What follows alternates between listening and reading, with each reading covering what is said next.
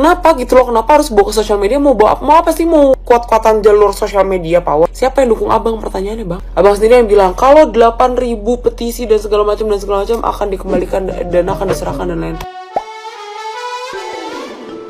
Hola netizen yang tercinta, petisi menuntut kembalikan uang donasi Agus kini telah tembus 140.000 lebih tanda tangan. Ratusan ribu orang yang telah menandatangani petisi meminta Agus, korban penyiraman air keras, mengembalikan uang donasi yang sudah terkumpul hingga 1,5 miliar rupiah. Diketahui petisi tersebut dibuat atas kekecewaan publik yang mengetahui dugaan bahwa uang donasi untuk penyembuhan Agus justru disalahgunakan. Farhad Abbas selaku pengacara Agus mengungkapkan akan melaporkan akun yang membuat petisi menuntut kembalikan uang donasi milik Agus. Melalui akun Instagram pribadinya, Farhad Abbas akan melaporkan akun Rizky Pras, pembuat petisi, karena telah membuat fitnah dan kegaduhan. Farhad Abbas juga mengatakan bahwa uang donasi yang ditarik dipakai Pratiwi Novianti untuk berfoya-foya. Sebelum melaporkan akun pembuat petisi, Agus didampingi Farhad Abbas juga melaporkan Pratiwi Novianti ke Polda Metro Jaya. Mereka melaporkan Pratiwi Novianti atas pencemaran nama baik terhadap Agus.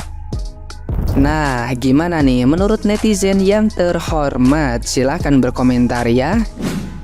Farhad Abbas laporkan pembuat petisi tarik donatur Agus. Pengacara Farhad Abbas ini lagi bikin kontroversi baru gitu guys. Katanya beliau ini akan melaporkan pembuat petisi yang menarik kembali donatur untuk Agus Salim atau Mas Agus. Pasalnya setelah Farhad Abbas ini menantang Teh Novi dan para netizen gitu ya guys, siapa yang bisa mengumpulkan 8.000 tanda tangan menarik kembali donatur untuk Agus ini bakalan dikembalikan uangnya gitu kan. Nah, ada nih petisinya tapi sudah sampai 75.000 tanda tangan gitu guys, melebihi dari apa yang diucapkan oleh Farhad Abbas gitu. Nah, karena sudah ada petisi tersebut, kan mau tidak mau uang yang didonaturkan oleh para netizen ini kan memang harus dikembalikan gitu. Ya sejumlah 1,4 M itu guys gitu kan. Nah, di sini Farhad Abbas ini malah mencak-mencak gitu, tidak terima gitu loh guys. Lucunya lagi, Bang Farhad ini malah mau melaporkan orang yang bikin petisi gitu loh. Bikin petisi untuk mengumpulkan tanda tangan ini gitu guys. Kan lucu banget ya gitu. Loh gimana sih Bang? Kemarin katanya nantang siapapun yang bisa ngumpulin 8.000 tanda tangan untuk menolak uangnya dipakai Mas Agus gitu kan. Lah sekarang sudah sampai 75.000 tanda tangan loh Bang. Kok malah sekarang Bang melapor yang bikin petisi tuh gimana Bang? Aduh, konsepnya tuh gimana? Dan sekarang katanya Mas Agus ini lagi kayak menjalani pemeriksaan gitu guys, atau menjalani pengobatan gitu ya, karena lagi sakit katanya. Bas, suka-sukamu aja ngeluarkan statement dan menyuruh orang lain untuk bikin surat kuasa untuk pencabutan kuasanya itu ya, menyuruh lagi untuk dinas-dinas terkait untuk melakukan audit terhadap yayasan. Itu kan kayak punya lu semua gitu, kayak lu yang mengatur gitu ya. Harusnya lu kondisinya harus tahu, lu sebagai pengacara gitu loh. Jadi bukan malah menyuruh orang harus begini gitu. Kalau melakukan pembelaan terhadap klienmu ya silakan aja. LP itu dijalankan, jalankanlah. Kita lihat nanti apa yang terjadi. Itu padahal si Agus itu setelah buat LP itu jadi menyesal, itu minta untuk berdamai. Dan harapan daripada Nopi ya, kalau kita berharap itu laporannya teruskan aja, nggak usah ada perdamaian lagi. Let's see. Siapa yang bilang negara kita itu tingkat kemiskinannya itu tinggi banget? Itu semua hoax. Buktinya hanya dengan satu orang melalui Novi dan kerjasamanya dengan yayasan bisa membantu Agus dapat duit 1,5 M. Kadang gue mikir juga nih, capek banget gue kerja, capek banget gue ngurusin karyawan. Kalau cuma dengan hilang mata gue bisa dapat duit 1,5 M men. Gila lu dah! Salah kalian pikirkan lagi. Salah. Dengan jual kesedihan, dengan jual isak tangis Agus ade. Agus ade. Dapat duit 1,5 M. Gitu duit masuk ke rekening. Jebret. Ape lu Nopi? Ape lu Pi? Lu jangan macam-macam sama gue ya Nopi ya. Gue laporin lu. Simple. Duit dapat. Jebret.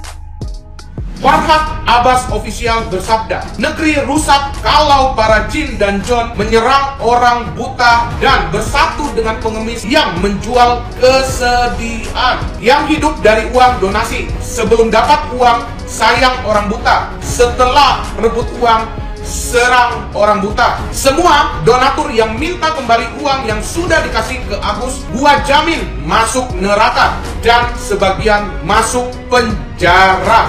karena cara-cara kemanusiaan yang tidak manusiawi banget. Segera nyusul si emak masuk neraka. Pembela Nyonya Yayasan dilaporkan pidana biar sama-sama masuk neraka karena menghujat orang buta. Nyonya Yayasan dan kawan-kawan panik hingga buat petisi tarik donasi orang buta. Kasihan ya ama komplotan-komplotan para pensolik orang buta. Jelas-jelas uang miliaran udah dikuasai Nyonya Yayasan. Takut masuk penjara ya? Kasihan banget kamu. Ini masalah gampang. Nyonya Yayasan sengaja menjadikan orang buta sebagai sasaran tembaknya, mempengaruhi orang untuk membenci orang buta. Emang orang buta salah apa? Ini adalah hal kecil yang dibesar-besarkan sama Nyonya Rumah. Dia mengajak semua orang sama-sama masuk neraka karena dia takut masuk neraka sendirian.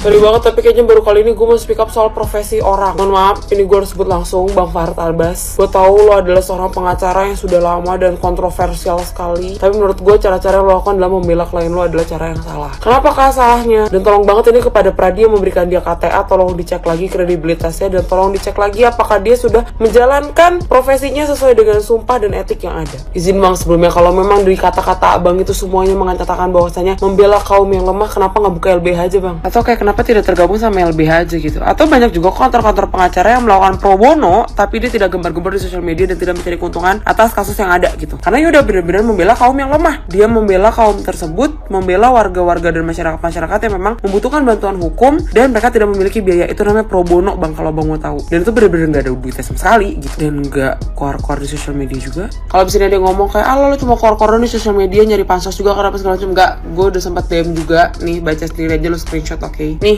kayak gini nih. Maksud gue postingan-postingan kayak gini kan postingan yang seharusnya tidak ada gitu ya. Nggak ada di story pengacara maksudnya. Mohon maaf nih ya Bang, kalau emang sekiranya Abang ngerasa Abang punya bukti, Abang bener dan segala macam, kenapa kan udah bikin laporan? Buktiin aja di kantor polisi. Pada saat BAP serahkan semua dokumen-dokumennya, biarkan jalur hukum yang menyelesaikan itu dan biarkan di persidangan nanti yang bakal membuktikan siapa yang salah, siapa yang benar. Iya syukur kalau nyampe ke pengadilan. Kalau misalnya cuma P21 gimana? Maksud gue kayak apa ya? Apa yang dilakukan sama Abang itu tidak mencerminkan sebagai kuasa hukum gitu loh Bang. Ada banyak banget kuasa hukum di luar sana yang juga membela kliennya yang memang tidak berdaya atau rakyat lemah seperti yang Abang bilang, tapi nggak kayak gini gitu. Abang sendiri loh yang bilang kalau misalnya ada yang memprovokasi kasus ini akan dilaporkan. Tapi menurut opini saya, yang memprovokasi kasus ini sendiri justru malah Abang gitu. Karena yang bikin gembar-gembor sendiri tuh Abang sendiri gitu, ngeposting sana sini apa segala macam. Emang nggak bisa dibikin forum aja? Kalau butuh mediator kan pengadilan juga menyediakan mediator. Atau misalnya laporannya dibantu sama polisinya kan juga bisa. Kenapa gitu loh? Kenapa harus bawa ke sosial media? Mau apa sih? Mau kuat-kuatan jalur sosial media pawon? Siapa yang dukung Abang? Pertanyaannya Bang. Abang sendiri yang bilang kalau 8.000